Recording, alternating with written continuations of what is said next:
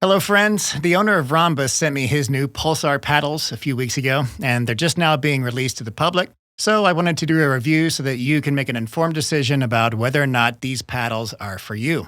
The Pulsar is a new thermoformed paddle line from Ronbus. There are two shapes to choose from. The R1, which is a hybrid design with a curved top, similar to the Hyperion, and the R3, which is an elongated rectangular form, very similar in shape to the Carbon 1, or the soon-to-be-released Perseus by Yola. The R3 was recently released, and the R1 will be released on May 15th. Both versions, the R1 and R3, are 16 millimeter in thickness, and they have a thermoformed unibody construction, a raw Toray T700 carbon fiber surface, and edge foam throughout the entire perimeter of the paddle, including the handle. Beyond that, there are a few differences between these two models, mostly related to their shapes. The R1 has a hybrid shape that's slightly elongated with a curved top, similar to a Hyperion, but also a slight flare from the bottom to the top of the face, similar to a 6-0 Diamond Series. The R3 is an elongated rectangular paddle, almost identical to the Carbon 1X. It has a long handle measuring 5.5 inches and a 4.125 handle circumference. This is somewhat more narrow than what I prefer for a handle. I like mine between 4.25 and 4.5 inches in circumference, but I think that this handle size is still a smart choice. It will appeal to the majority of people who have normal size hands. The R1, which will be released tomorrow, will come in two versions. One with a shorter handle measuring 5.25 inches and another with a longer 5.5-inch handle. Everything else on these two versions is exactly the same. Another difference between the R1 and R3 is the surface texture weave. Both use Toray carbon fiber, but the R1 has a coarser weave, similar to most carbon fiber paddles. And the R3 uses a very tight weave, similar to the Legacy Pro. Here's a comparison under a microscope. The R1 weave is similar to what is used by most brands out there, such as Carbon, Yola, Electrum, and 6-0. As I mentioned, the texture on the R3 is very tight, almost identical to the Legacy Pro. In fact, I've only seen this particular weave on the R3 Pulsar, Legacy Pro, Vatic Flash, and some of Ronbus's X Pro series, which is an experimental EVA foam paddle. The interesting thing about this weave is that it feels less gritty than other paddles, but it still gets top-tier spin. So when you run your fingers over the R3, it feels much smoother than the R1.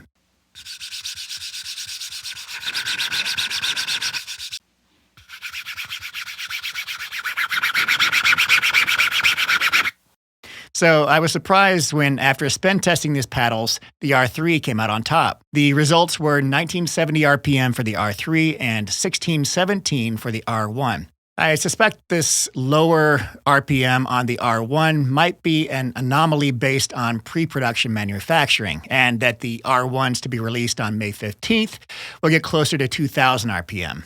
Especially since the non-thermoformed R1 that I spin tested got more than 2000 RPM, and it's using the same surface texture. Ronbus is sending me another R1 Pulsar soon, so I'll report the spin results of that when I get them. As far as thermoformed paddles are concerned, the R3 Pulsar is definitely softer and more control-oriented. The first time I hit with it, it reminded me of the Yola Hyperion, in a good way, like how I remember loving playing with the Hyperion. The sweet spot on the R3 is very big, larger than any Gen 1 paddle and comparable to the 16mm versions of the Carbon 1X, Double Black Diamond, Vatic V7, and Legacy Pro. Coming from a Black Diamond power paddle, the R3 Pulsar felt like a resetting and dinking machine. But it's important to note that your impression of the paddle will be mostly influenced by what paddle you've been playing with. I just talked to a friend today who just got the R3 Pulsar. He's been playing with an Electrum Model E for the past 2 years.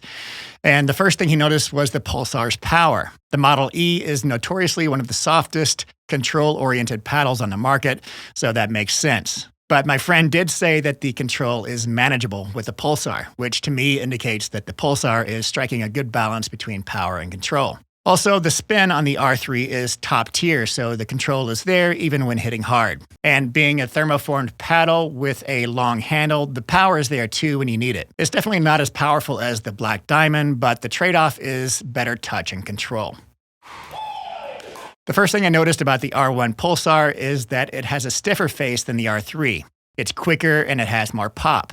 I'd put the softness and plushness of the R1 somewhere between the R3 and the 6.0 Double Black Diamond. It also has a large and forgiving sweet spot. I naturally gravitated toward the R3 when I first tested these paddles, and it's become my primary paddle for the past few weeks.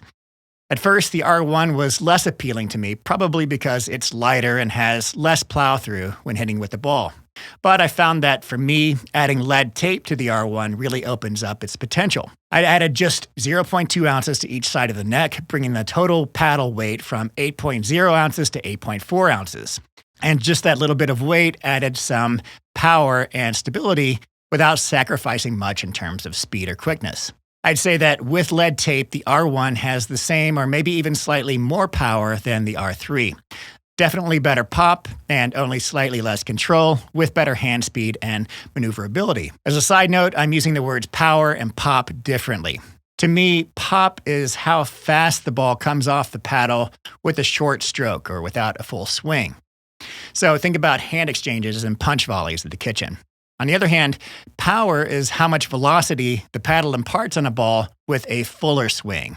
So think about driving from the baseline or taking a full swing and putting the ball away at the kitchen.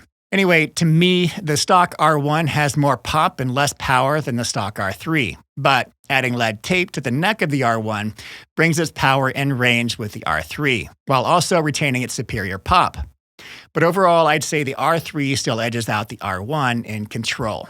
You'll also notice a difference between the R1 and R3 Pulsar in terms of their swing weights. The R1 swing weight is 114, which is low and very similar to other top light paddles such as 6.0 Diamond Series, the Volair, Yola Vision, and Selkirk Vanguard Power Air. The R3 is more top heavy with a swing weight of 121, which is similar to the Legacy Pro, Diadem Warrior Edge, and the Carbon 1X series. I got these swing weights for the R1 and R3 directly from Ronbus, and for the other paddles, I use Chris Olson's spreadsheet from the Pickleball Studio, which is a very useful resource with all sorts of paddle data that you can sort yourself. I'll put a link to that in the description.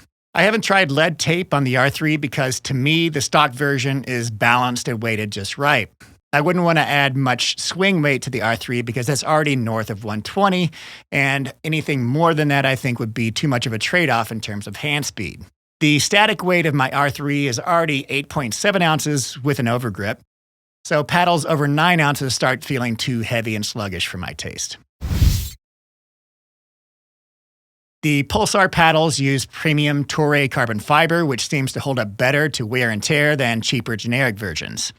If you haven't seen my last video on this topic, you can follow the link in the upper right-hand corner of the screen here. I've logged about 3 weeks of play with the R3 Pulsar, and I haven't noticed any excess wear or drop in spin. But I'll need to play with it longer to really know how the surface holds up. And while we're talking about durability, let's also discuss delamination, disbonding, and crushed core.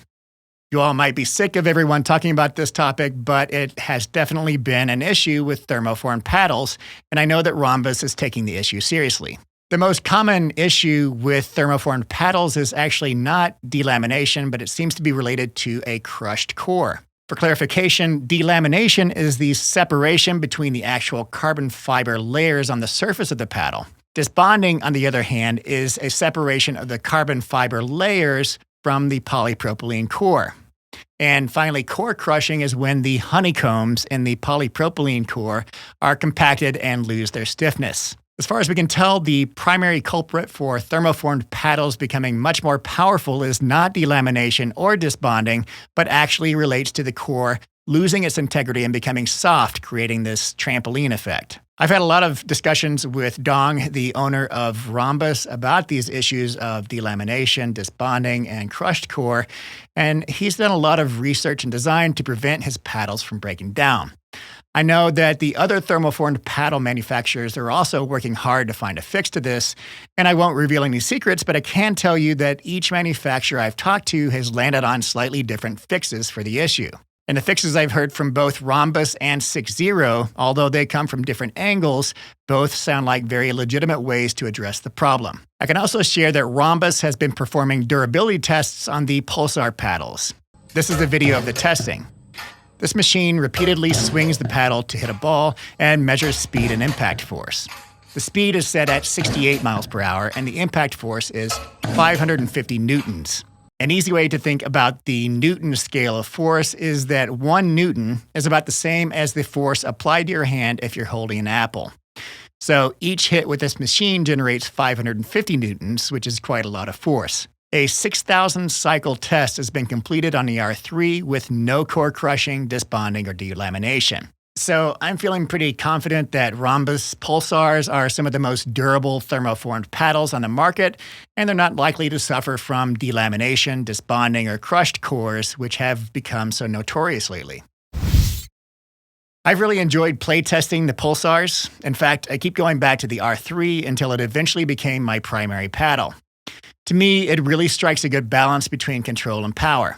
After playing with the Black Diamond for the past few months, I really enjoyed the plush feel of the R3 and the confidence that I won't pop up the ball as much. And while the power of the R3 is not effortless as it is with the Black Diamond, it's still above average for paddles, and you can generate the same amount of power as the Black Diamond with a slightly larger swing. Besides power, the other trade-off with the R3 coming from the Black Diamond is hand speed, due to its higher swing weight. It's not a huge difference, we're talking milliseconds here, but it's just enough to be noticeable. That's why I think the R1 Pulsar with lead tape might soon overtake the R3 as my primary paddle. With a little bit of lead tape on the neck, the R1 gets the same power as the R3 with more pop and better hand speed. The trade-off here is control and plushness, which the R3 has slightly more of than the R1. Over the past few play sessions, I've found it great to have both the R1 and the R3 in my bag so that I can switch out according to how I'm feeling that day. If I'm playing and feeling a little less confident about my soft game, I'll switch over to the R3.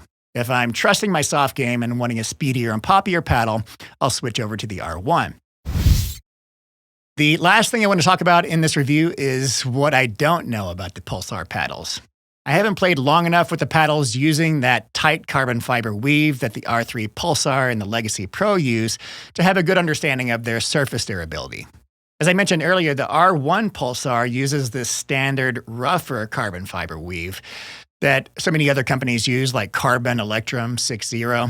And given that the surface is Toray carbon fiber, I trust that the R1 will be more durable than most paddles.